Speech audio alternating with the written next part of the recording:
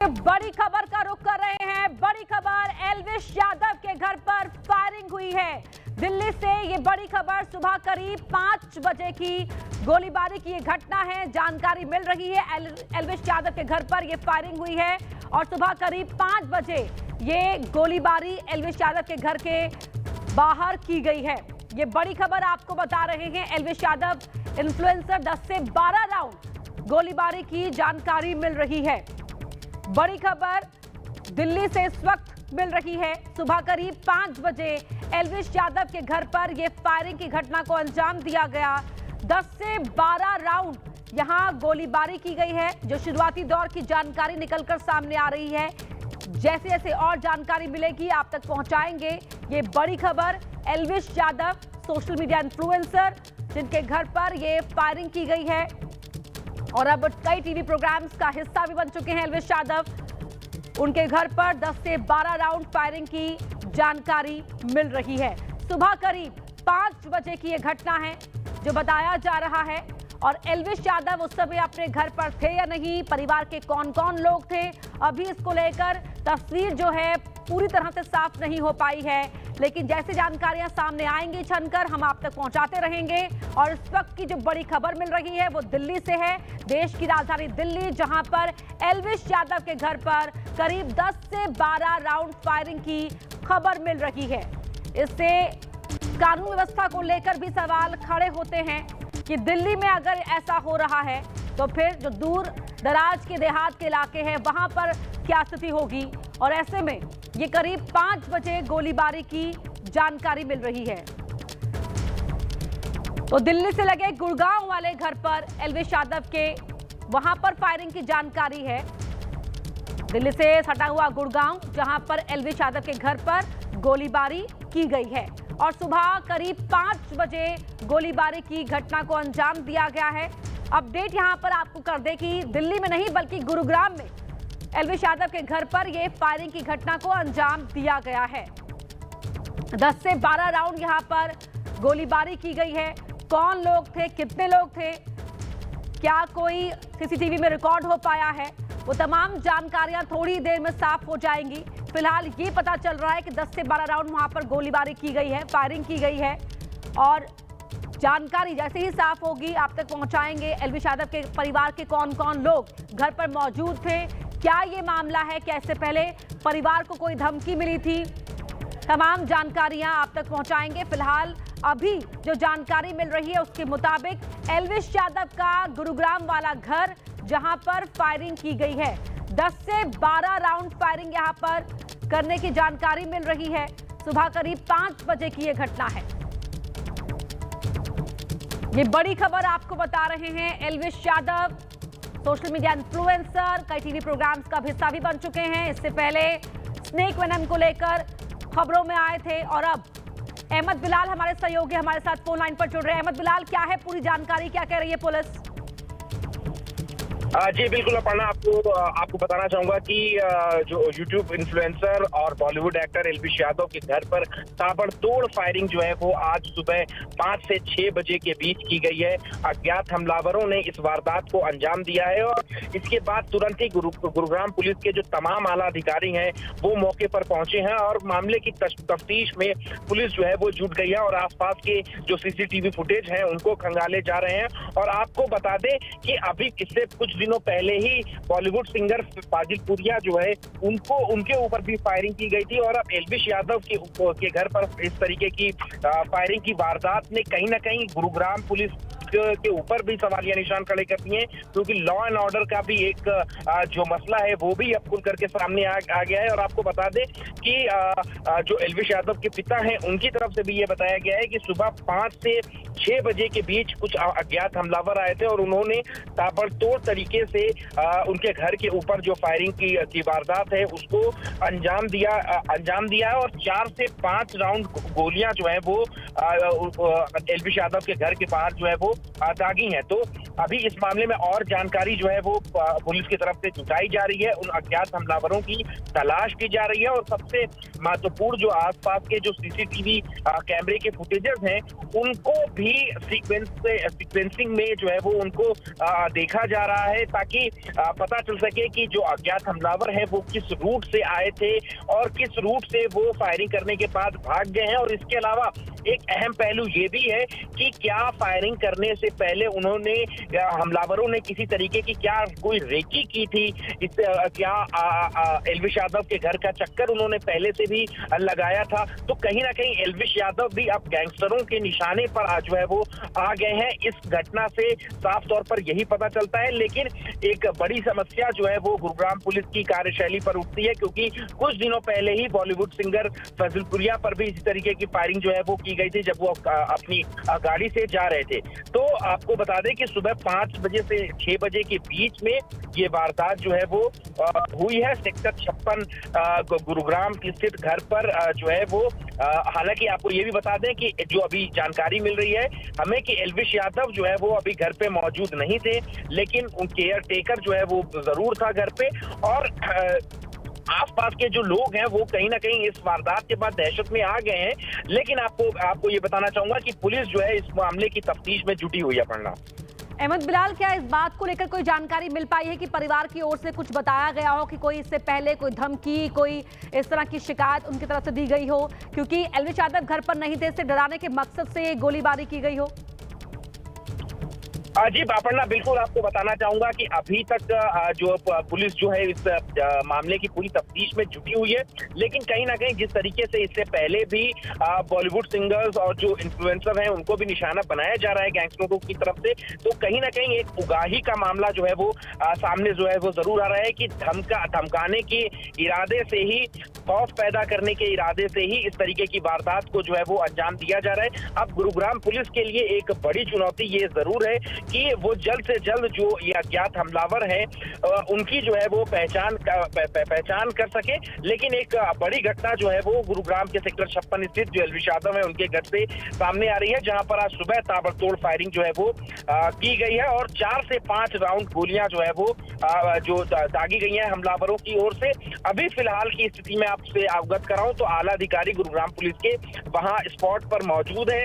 तफ्तीश जो है वो जारी है, सीसीटीवी फुटेजेस जो है वो चेक किए जा रहे हैं। पढ़ना बिल्कुल, लॉ एंड ऑर्डर को लेकर भी सवाल यहाँ पर खड़े होते हैं। जाहिर तौर पर जरा बताएं अहमद बिलाल इस बात को कि जहाँ पर ये घर है, जिस सेक्टर में घर है, वहाँ पे भी जो सिक्योरिटी की व्यवस्था होती है, गेट पर सिक्योरिटी होती है, उसको लेकर भी सवाल खड़े हो रहे हैं। बाइक पर आए थे हमलावर, नकाबपोश थे, क्या इस बारे में कोई जानकारी? बिल्कुल अपर्णा, देखिए आपको बताना चाहूंगा कि जिस सोसाइटी में एल्विश यादव जो है सेक्टर 56 में जिस सोसाइटी में रहते हैं, तो पुलिस जो है वो इसी बात का पता लगा रही है और आसपास के जो लोग हैं उनसे भी बातचीत की जा रही है कि क्या उनमें से किसी चश्मदीद ने इस घटना को देखा और बाकायदा जो जिन हमलावरों की जो संख्या बताई जा रही है आपको बता दें, तो उसके अलावा क्या कोई उनकी सहायता करने के लिए भी वहां पर मौजूद था, क्या पहले से कोई जो है वो इस पूरे इलाके की रेकी की गई थी, इस बारे में भी जानकारी जो है वो गुरुग्राम पुलिस की तरफ से जो है वो लगातार जुटाई जा रही है। तो न सिर्फ जो हमलावर जिन्होंने गोलियां चलाई उनके बारे में जानकारी, बल्कि जो उनके मददगार हैं, क्या मदद की गई थी, किस तरीके से मदद की गई थी और कितने दिनों से ये प्लानिंग के तहत जो है वो इस तरीके की वारदात को अंजाम दिया गया है। फिलहाल इंतजार रहेगा पूरी तस्वीर साफ होने का, आगे की अपडेट के लिए रुख करेंगे आपका। फिलहाल शुक्रिया आपका इस पूरी बातचीत के लिए। और अब बढ़ते हैं आगे। आज चुनाव आयोग की ओर से कितने बजे प्रेस कॉन्फ्रेंस की जाएगी? बिहार में राहुल की वोट यात्रा कहां से निकलने वाली है? कौन कौन लोग इस यात्रा में शामिल होने वाले हैं? पूरी अपडेट आपको दिखाते हैं 9 सेकंड न्यूज में। चुनाव आयोग की प्रेस कॉन्फ्रेंस आज एसआईआर और वोट चोरी को लेकर विपक्ष के आरोपों का दे सकते हैं जवाब। मुख्य चुनाव आयुक्त और दोनों ही चुनाव आयुक्त करेंगे प्रेस कॉन्फ्रेंस। बिहार में वोटर लिस्ट रिवीजन और कथित वोट चोरी के मामले पर और तेज हुई सियासत। आज सासाराम से राहुल की वोटर अधिकार यात्रा, तेजस्वी सहित महागठबंधन के नेता होंगे शामिल। राहुल ने बताई एक व्यक्ति एक वोट के रक्षा की लड़ाई।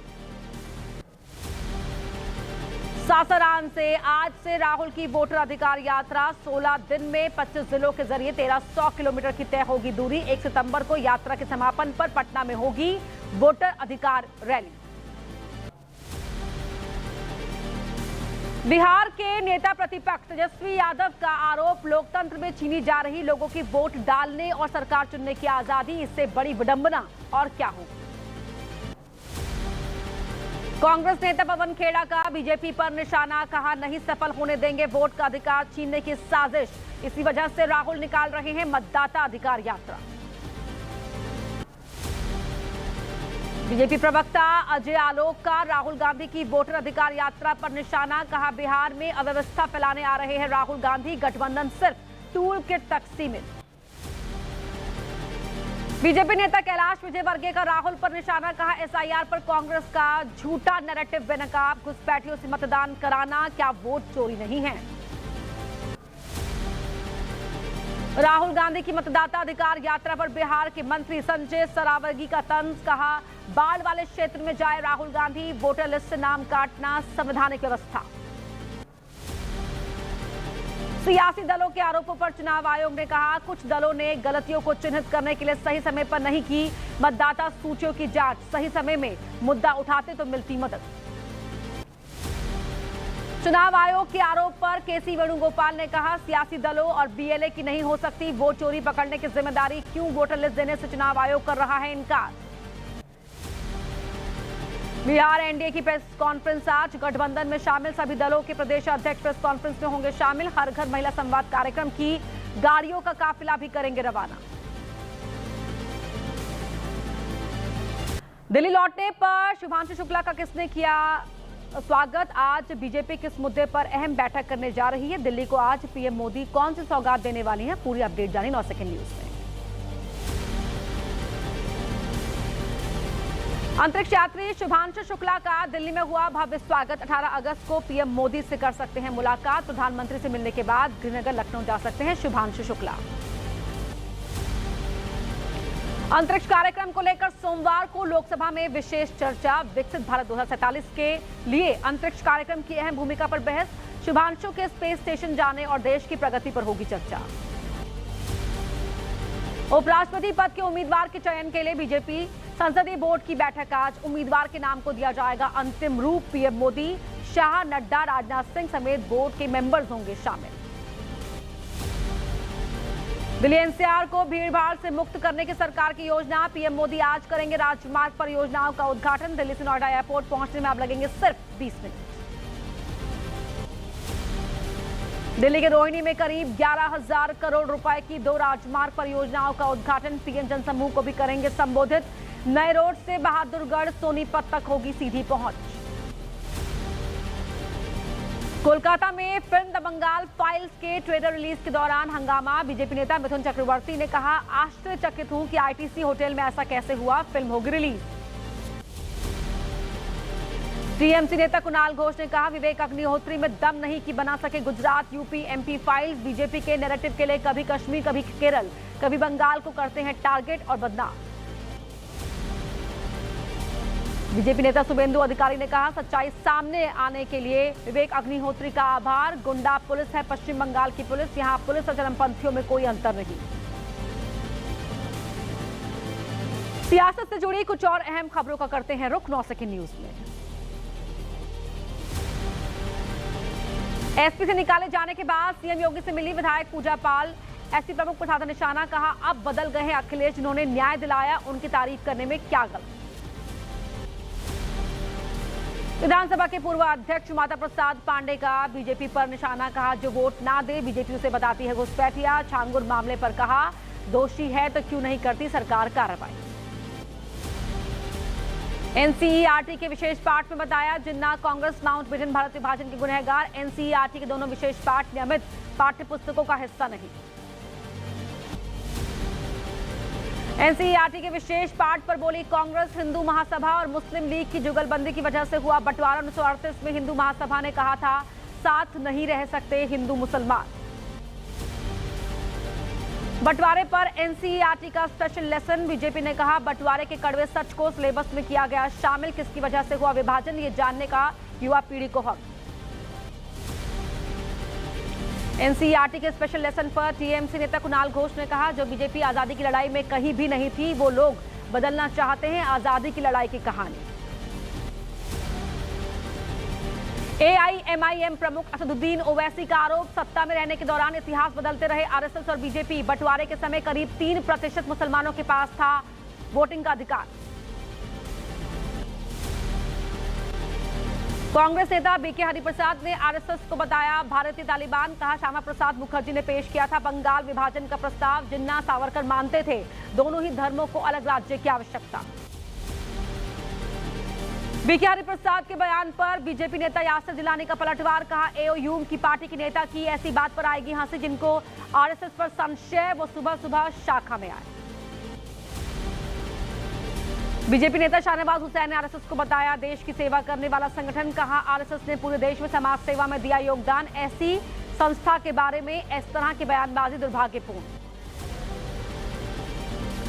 जीएसटी स्लैब में प्रस्तावित बदलाव पर बोले भूपेंद्र सिंह हुड्डा, 5% 18% का है प्रस्ताव, लेकिन 28% तक है। कई स्लैब खाद और कीटनाशकों पर लगती है 18% जीएसटी।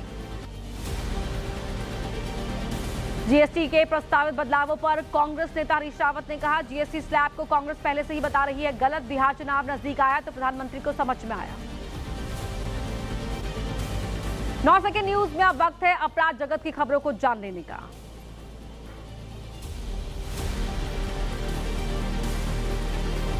पंजाब के अमृतसर में 2 गुटों के बीच फायरिंग। गोली लगने से एक गुट के 2 लोग जख्मी। फरार होने की कोशिश कर रहा एक आरोपी पुलिस की गोली से घायल। गैंग वॉर से जुड़ा है मामला।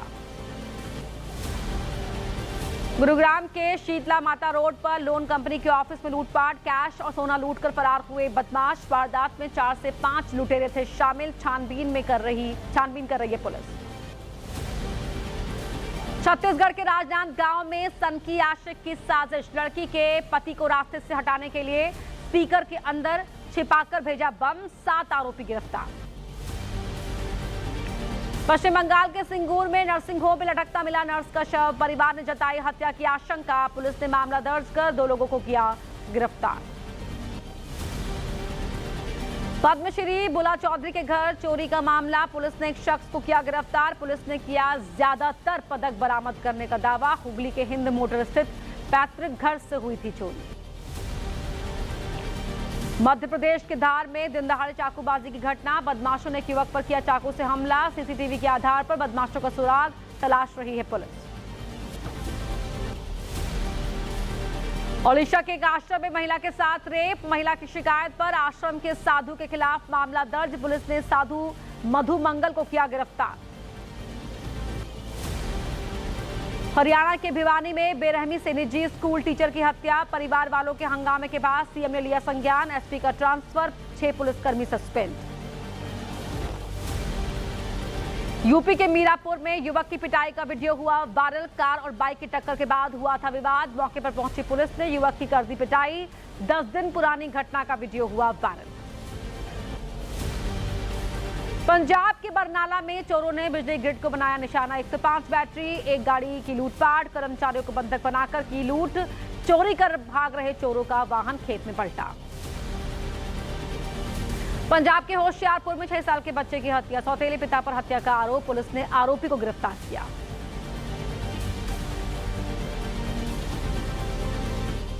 और बड़ी खबर का रुख कर रहे हैं। एक बार फिर आपको बता दें, एल्विश यादव के गुरुग्राम वाले घर पर हुई है फायरिंग। सुबह करीब 5 बजे गोलीबारी की गई है अज्ञात बदमाशों ने। एल्विश यादव के गुरुग्राम वाले घर पर फायरिंग की है। इस घर में एल्विश यादव मौजूद नहीं थे, केयर टेकर मौजूद था और यहां पर कई राउंड फायरिंग की गई है। और सुबह करीब 5 बजे की यह घटना है। एल्विश यादव के पिता ने इस मामले में पुलिस में शिकायत दी है। अब पुलिस ने पूरे मामले की जांच शुरू कर दी है। आसपास के सीसीटीवी फुटेज और घर में लगे सीसीटीवी की फुटेज को खंगाला जा रहा है। सुबह करीब 5 बजे अज्ञात बदमाश आए और घर पर कई राउंड फायरिंग करके मौके से फरार हो गए। इस वक्त ये बड़ी खबर आपको बता रहे हैं। सोशल मीडिया इन्फ्लुएंसर और टीवी प्रोग्राम्स का हिस्सा रह चुके एल्विश यादव के घर पर यह फायरिंग की घटना। गुरुग्राम वाला घर है। गुरुग्राम के सेक्टर 56 में एल्विश यादव का ये घर है, जहां पर एल्विश यादव मौजूद नहीं थे, सिर्फ केयर टेकर मौजूद था।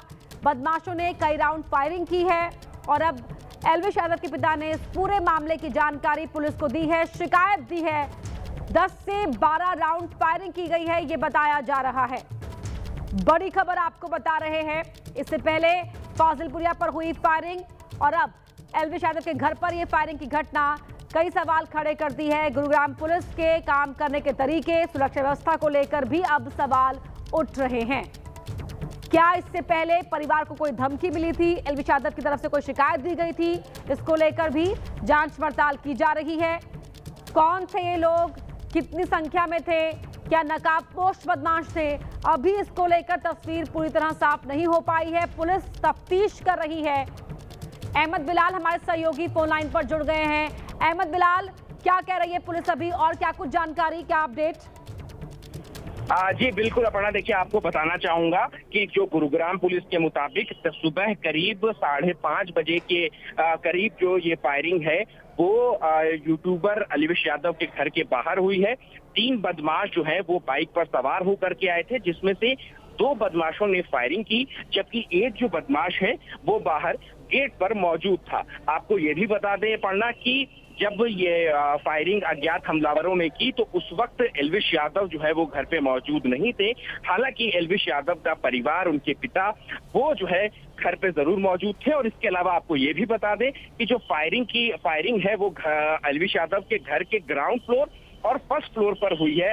अब गोलियों के जो निशान हैं वो एल्विश यादव के घर की दीवारों और इसके अलावा जो कांच है, जो कांच की खिड़कियां थी, उनके ऊपर अभी भी गोलियों के जो बीच निशान है उसको पुलिस ने जो है वो आइडेंटिफाई करके उसकी जो जांच है वो की जा रही है। और आपको ये भी बता दे, जो हमें जानकारी मिल रही है कि एल्विश यादव अपने घर के 2nd और 3rd फ्लोर पे आमतौर पर जो है वो रहा करते थे। और जब हमला हुआ तो उस वक्त एल्विश यादव के घर में उनका परिवार, केयर टेकर के जो सदस्य हैं वो मौजूद थे। और एल्विश यादव जो है वो अपने काम के सिलसिले में हरियाणा के बाहर गए हुए हैं। तो आपको ये भी बता दें कि जैसे ही ये इस फायरिंग की घटना को अंजाम दिया गया उसके बाद परिवार ने शिकायत की, पुलिस को सूचना दी और मौके पर जो है वो पुलिस की टीम जो है वो पहुंची, आला अधिकारी जो है वो मौके पर पहुंच गए हैं। और अभी की ये तफ्तीश जो है वो जारी है। और सबसे पहले जो कोशिश है कि जो सीक्वेंस ऑफ इवेंट्स हैं, यानी कि किस तरीके से जो हमलावर हैं वो आते हैं और इस वारदात को अंजाम देते हैं, तो सीक्वेंस ऑफ इवेंट्स को एस्टैब्लिश करने के लिए पुलिस जो है वो सबसे पहले आसपास के इलाकों के जो सीसीटीवी फुटेज है उनको खंगाल रही है। और एक सीसीटीवी फुटेज से दूसरा सीसीटीवी फुटेज जो है उसका मिलान किया जा रहा है, ताकि जो हमलावर हैं उनका एक पूरा रूट प्लान जो है वो तय किया जा सके। और न सिर्फ अभी यानी घटना के वक्त का सीसीटीवी फुटेज इकट्ठा किया जा रहा है, बल्कि इससे पहले का यानी उसका भी सीसीटीवी फुटेज इकट्ठा किया जा रहा है, ताकि ये पता चल सके कि क्या ये जो फायरिंग की घटना है एक सोची समझी साजिश के तहत जो है उसको अंजाम दिया गया है, और क्या इससे पहले किसी तरीके की कोई रेकी जो है वो हमलावरों की ओर से की गई थी। तो आपको बता दें कि क्राइम सीन से जो सबूत इकट्ठा करने की जो प्रक्रिया है वो पुलिस की तरफ से अभी फिलहाल जारी है। और आपको एक महत्वपूर्ण सूचना ये भी दे दें कि एल्विश यादव के परिवार से जो हमारी बात हुई है उसके मुताबिक किसी तरीके की कोई धमकी जो है वो एल्विश यादव को फिलहाल नहीं मिली थी।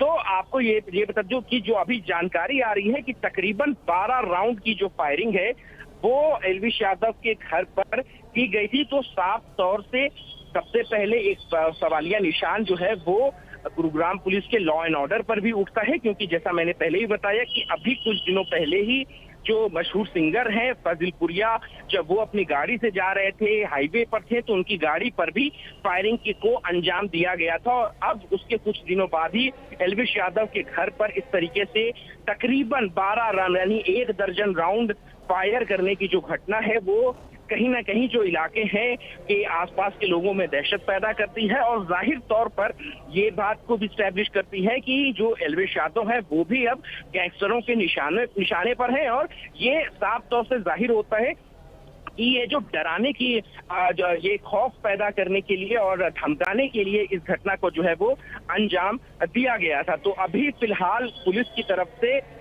जो सबूत हैं वो इकट्ठा किए जा रहे हैं और जो आगे की जांच है वो की जा रही है। पढ़ना जी बिल्कुल अहमद बिलाल, आप बने रहिए हमारे साथ। तस्वीरें हम दर्शकों को दिखा रहे हैं उसी घर की जिस पर निशाना बनाकर फायरिंग की गई है। ये घर के अंदर की तस्वीरें आप टीवी स्क्रीन पर भी देख सकते हैं।